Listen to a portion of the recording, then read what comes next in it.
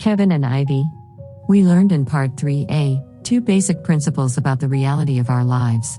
In the first principle, we clarified our view of the reality of our true nature. We learned that all of us are born with a hidden consciousness or awareness within us.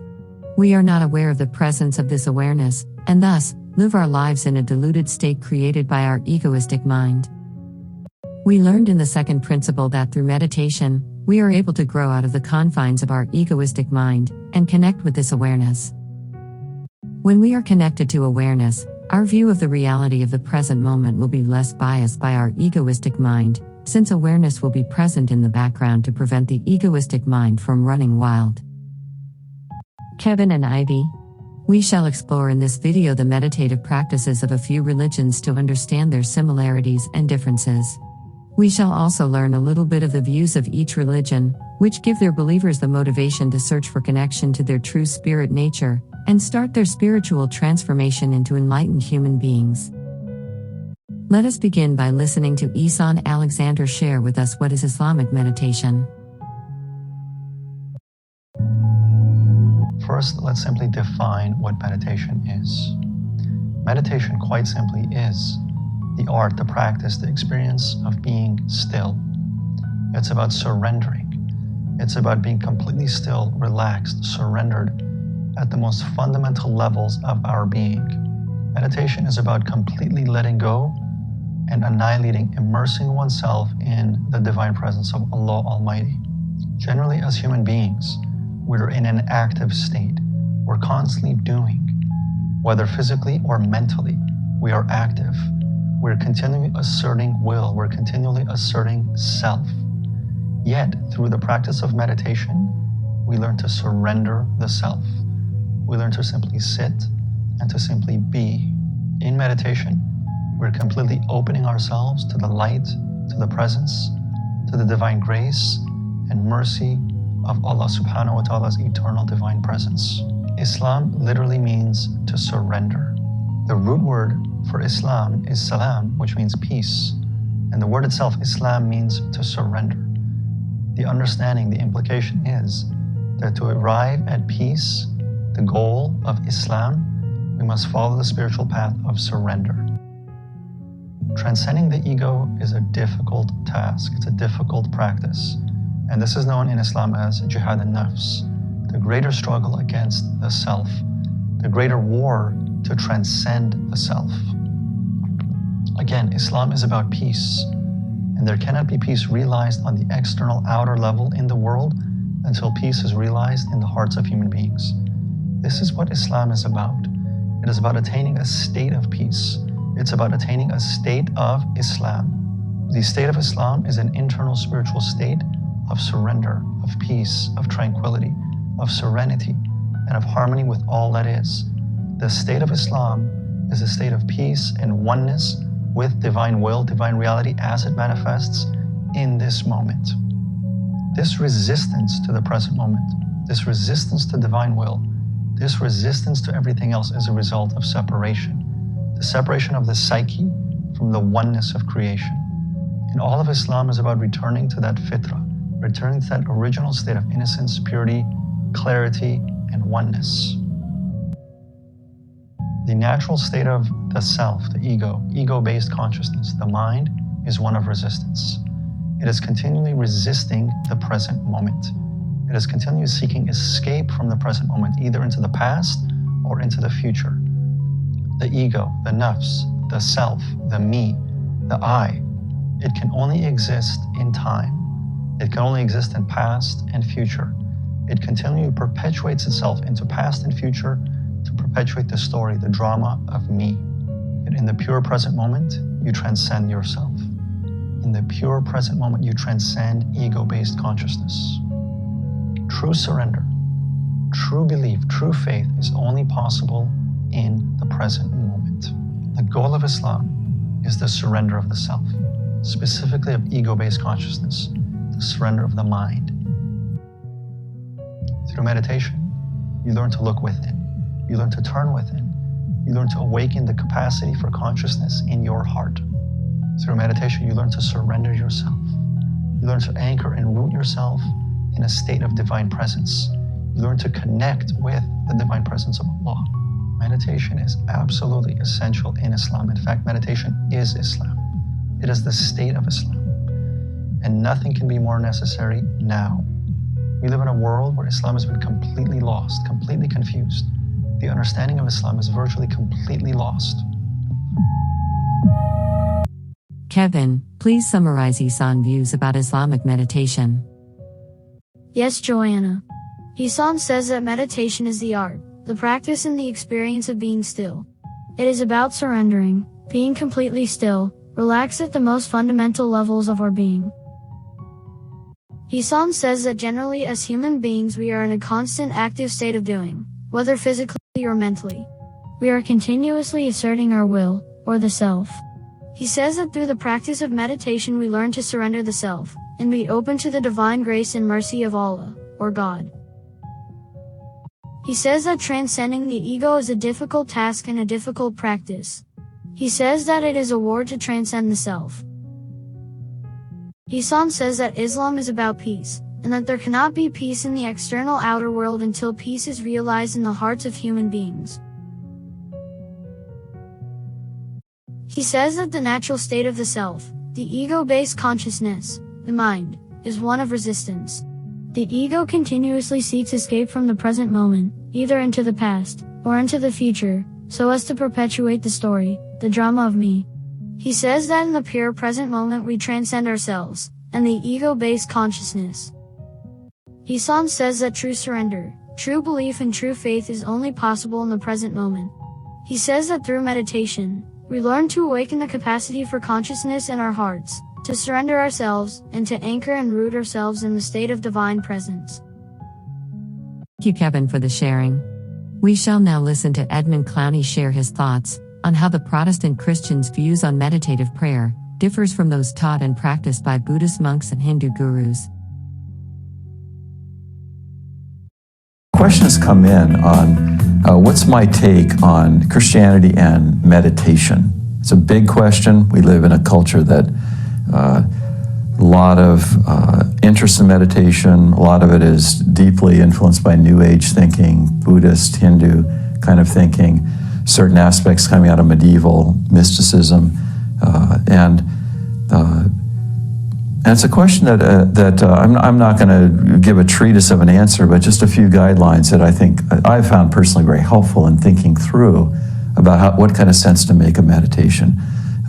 First thing, is it wrong to just slow yourself down, stop, take some time, even take a deep breath, just kind of collect your wits? Of course it's not wrong.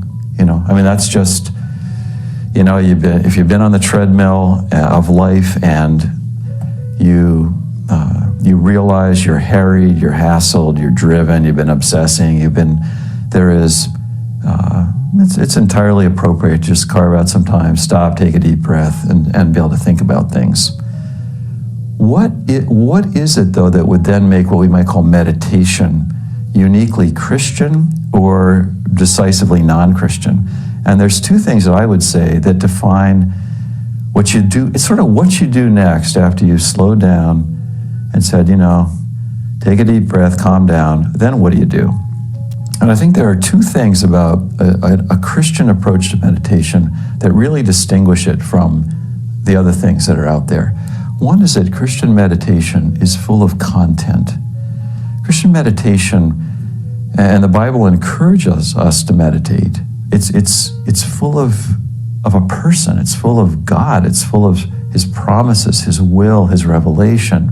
I just think of how, as I look back on my own life, the way the 23rd Psalm has just been my meditation hundreds of times over the years that I've been a Christian. And I'll slow it down, I'll stop on a particular part of it, but it is a revelation of a man's soul who is deeply abiding in the living God. So Christian meditation does not aim to just go into a void or vacuum of no thought. A Christian view does not view words as the problem. More Eastern Buddhistic, Hindu type meditation views words as the problem. Somehow words are an illusion. The Christian revelation believes in it. We believe in a God who speaks, who has made us as language beings. So the fact that in our thought life there can be content is just, it's one of those unique things about a Christian approach. And then the second thing about a Christian approach to meditation is that it's not only content full, but it's conversational. That Christian meditation leads to a conversation, whereas other approaches to meditation that sort of simply try to take you into the inner stillness. You'll even find ways where, in the name of Christianity, people will talk about how wordless prayer, contemplative prayer, getting into the interiority of silence, and that somehow wordlessness is a more elevated state of prayerfulness and union with God. Those are really Buddhist notions, not Christian. You might say that in Christian meditation, the highest state has words in it. We are called to know, love, trust, need, turn to a person, the living God. And our meditation is always going to be then pointing towards a conversational kind of goal, not what's essentially a non-Christian view, as though silence is a more profound kind of meditation. Ivy, can you please share with us Edmund's thoughts on how the Protestant Christians' views on meditation differs from those taught by Buddhist monks and Hindu gurus? Yes, Joanna. Edmund was trying to address the question and concerns that many Protestant Christian has about the Eastern meditation practices. He says that it is not wrong to slow down and take stock of one's life. However, he wanted to highlight what it is that makes Christian meditation unique and different from that practiced by Buddhist monks and Hindu gurus. He says that there are two distinguishing features. He says that one of the features is that it is full of content. It is full of God's promises, His will and revelation as written in the Bible.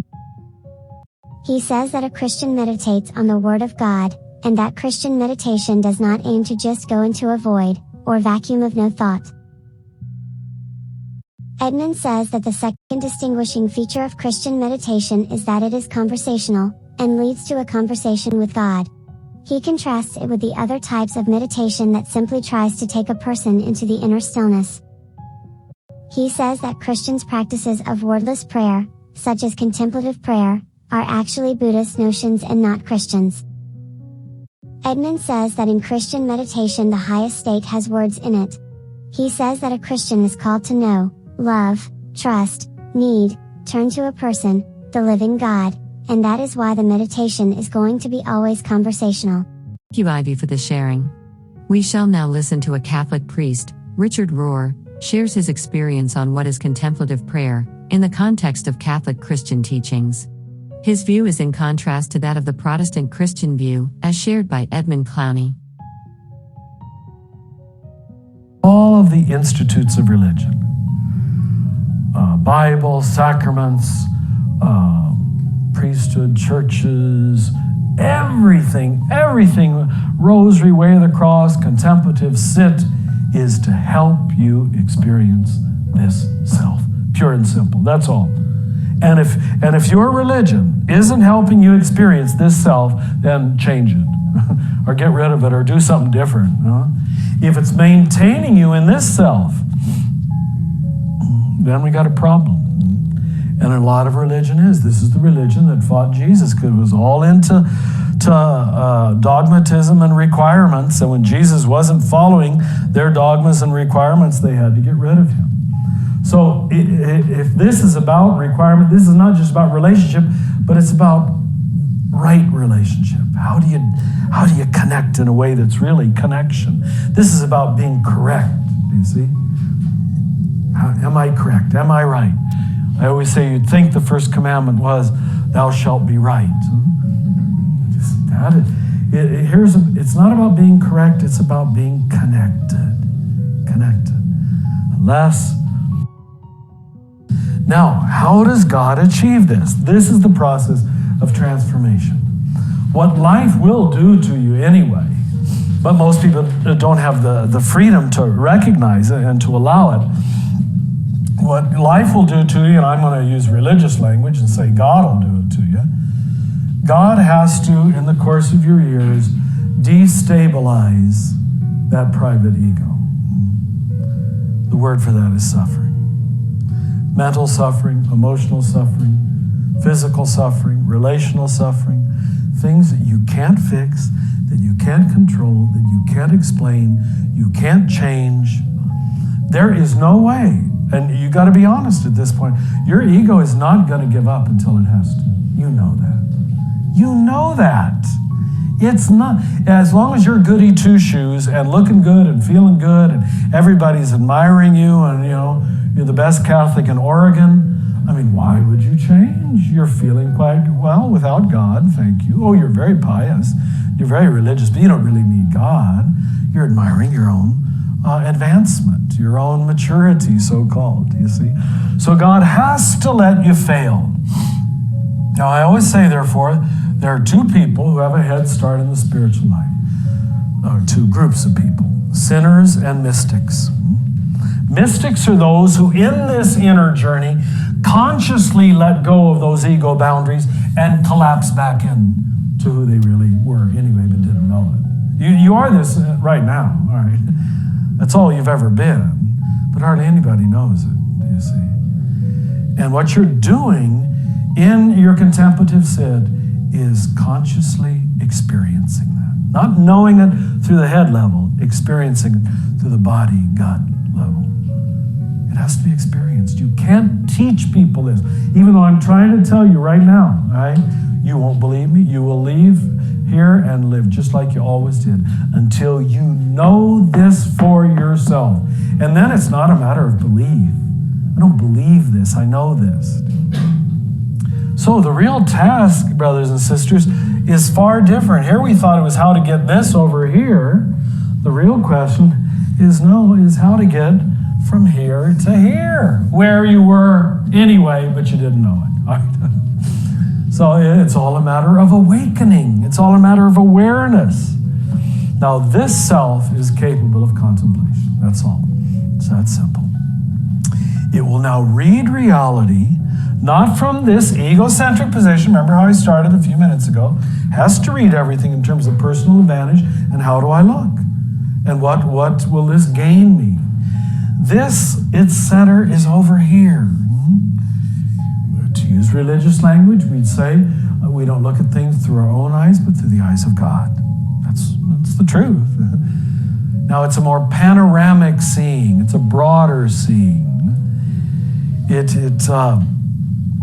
It can read reality in the way of wisdom. Wisdom which is broad enough to absorb paradox and contradictions and inconsistencies. If this self is characterized by fragility, and it is, this self is very fragile. And it should be. Anything that doesn't exist should be fragile. This is characterized by abundance. That word has become very popular in recent years, and I think with good reason.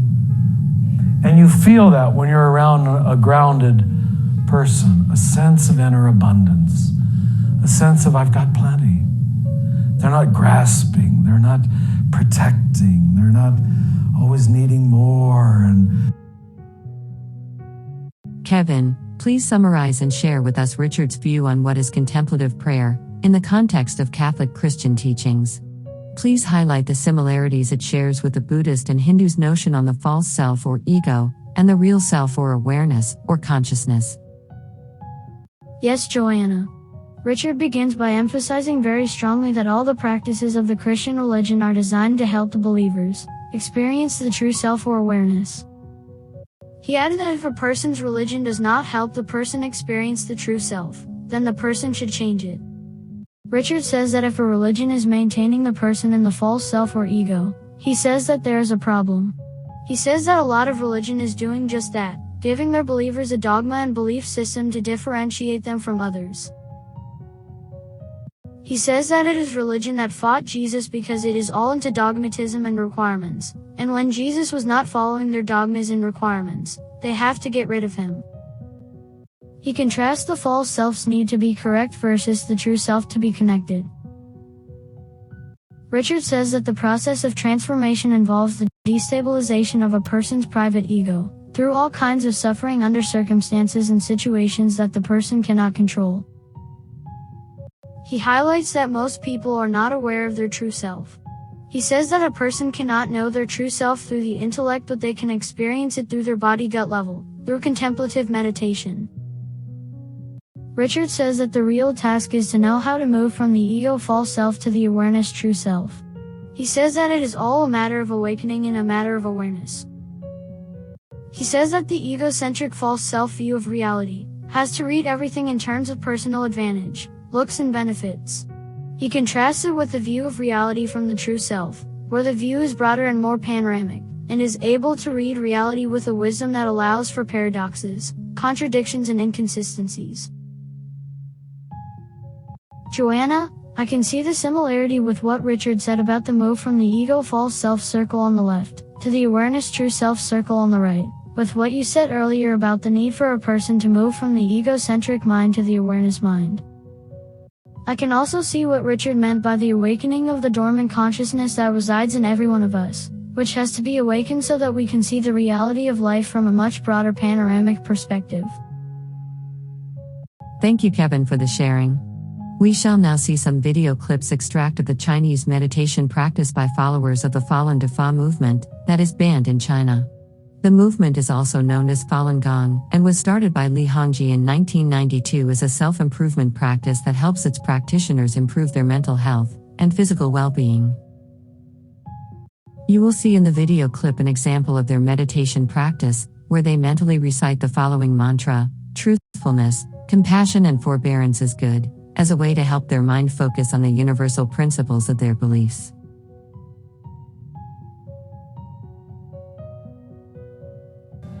Is an advanced self-cultivation practice that improves mental and physical wellness through physical exercises and the development of one's character. In China, cultivation practices have a history of thousands of years and form the spiritual foundation of Chinese civilization. In 1992, Falun Dafa was introduced to the public by Master Li Hongzhi. The practice quickly spread because of its profound principles and proven health benefits. By 1999, with over 100 million practitioners, Falun Dafa had grown to become the largest practice of its kind in China and around the world. Traditional Chinese medicine focuses on energy channels and believes that the health of the body is related to the health of the mind. Falun Dafa cultivates mind and body simultaneously, improving the body's natural immunity. At the core of Falun Dafa are the values of truthfulness, compassion, and forbearance. Falun Dafa teaches that these are the supreme qualities of the universe and takes them to be a guide for daily life and practice. It was like I was always searching for something, and it's so easy to think that what we're searching for is outside, whether it's money or clothes or beauty or whatever. And Falun Dafa just provided me with an inner peace that I just feel like whatever happens around me, I'm fine. Like I have these values and principles that I can follow. It's just like a sense of, not security, but inner security and sense of calm and peace, which I didn't have before.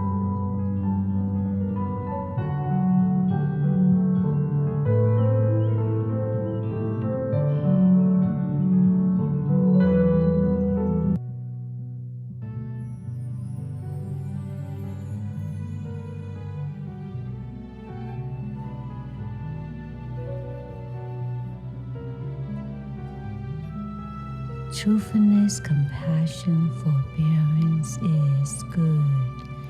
Falun Dafa is good. Truthfulness, compassion, forbearance is good.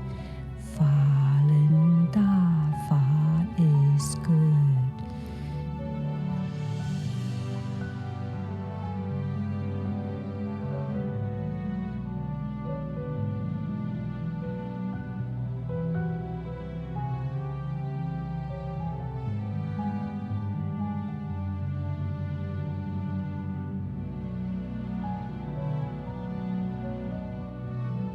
真善人好，法轮大法好，真善人好，法轮大法好。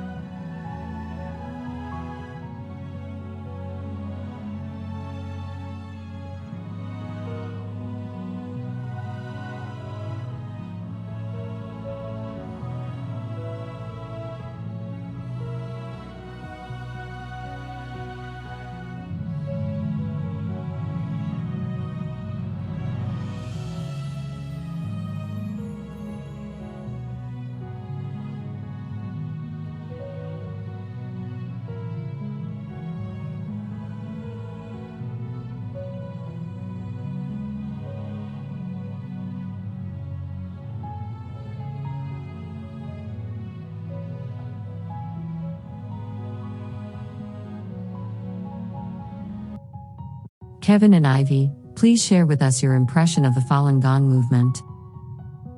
Yes, Joanna. I can see why Falun Gong's meditation practices and physical exercises help improve the mental health and physical well-being of its practitioners, respectively. The simple meditation practice helps the practitioners have a calm and peaceful mind, which is important for both mental and physical well-being. The Tai Chi-like physical exercises help support physical well-being. I like the meditation's mantra. It reminds its practitioners to focus on being truthful, compassionate and forbearing in their relationships with others. The focus on these universal values helps promote harmonious relationships between human beings. This is in contrast with the need for dogmatic correctness that some egocentric religious preachers adopt, which creates conflicts between human beings. I wonder why a peaceful movement that helps its practitioners become better and healthier human beings can be banned by the Chinese government. Kevin and Ivy. The world is filled with egocentric power-crazy people. No ruling political group in any country can accept a challenge to its power. The Falun Gong movement became too successful and became a political threat to the Chinese government. That may be the reason why it is banned in China. All of us are born into this world as egocentric beings. We are supposed to grow in awareness of our true conscious selves as we face challenges in our life's journey.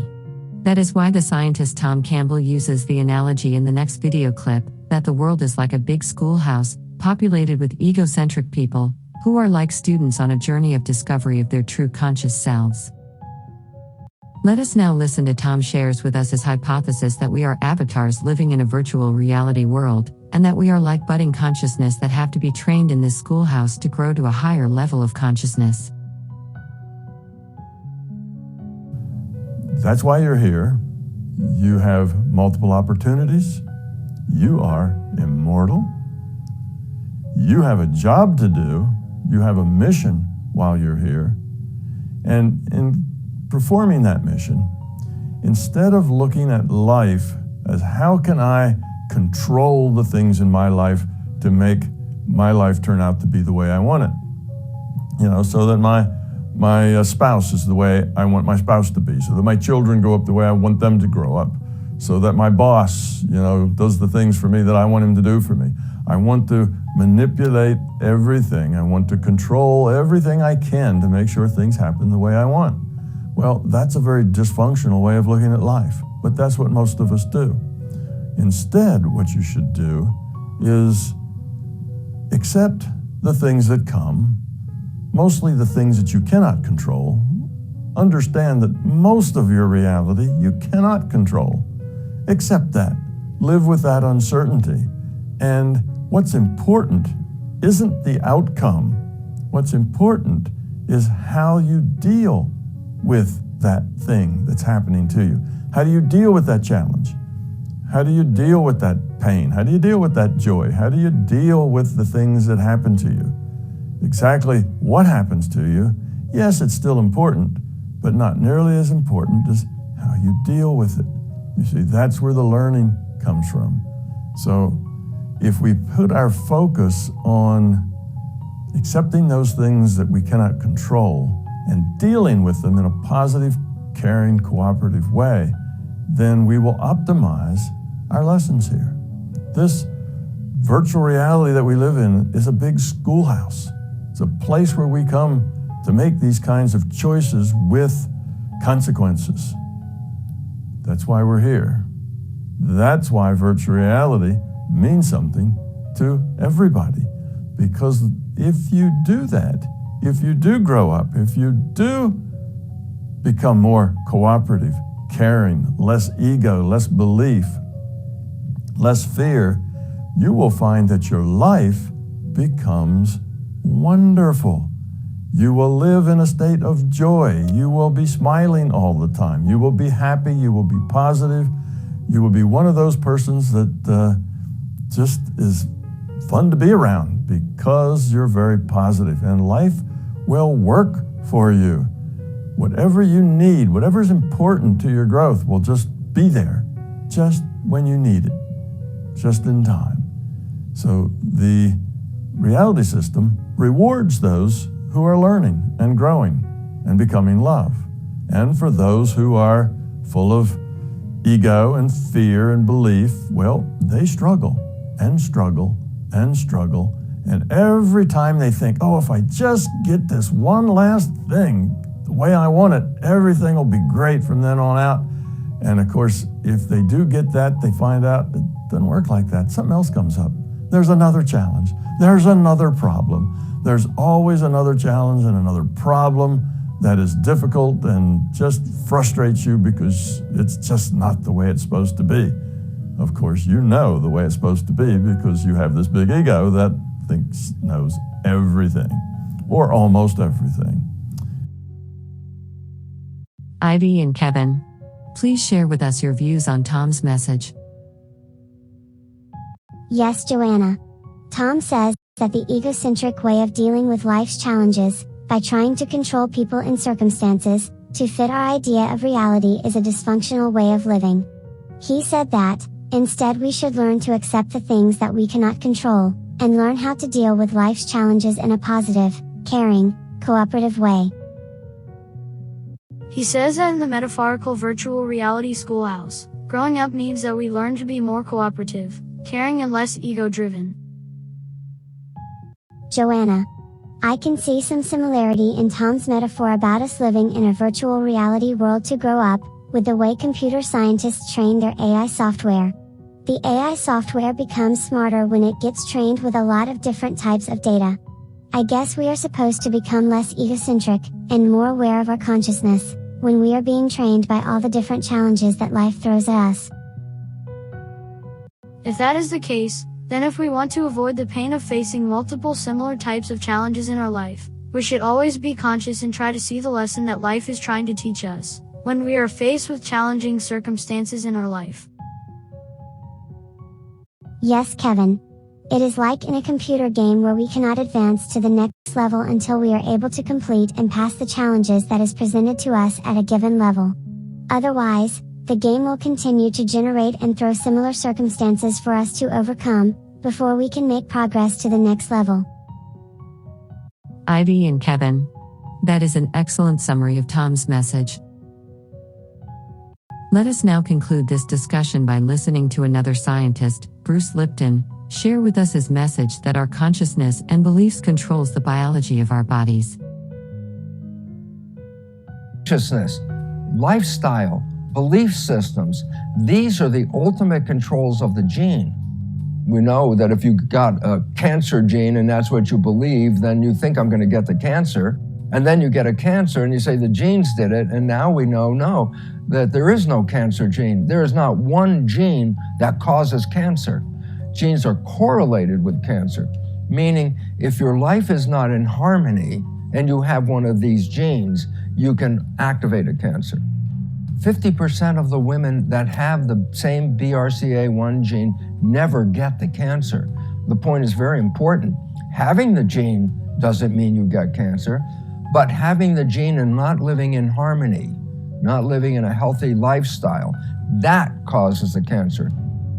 And so we have to help people Take them from the belief I'm a victim and give them the science that no, your consciousness is creating this life experience in here. Your consciousness is controlling your genes.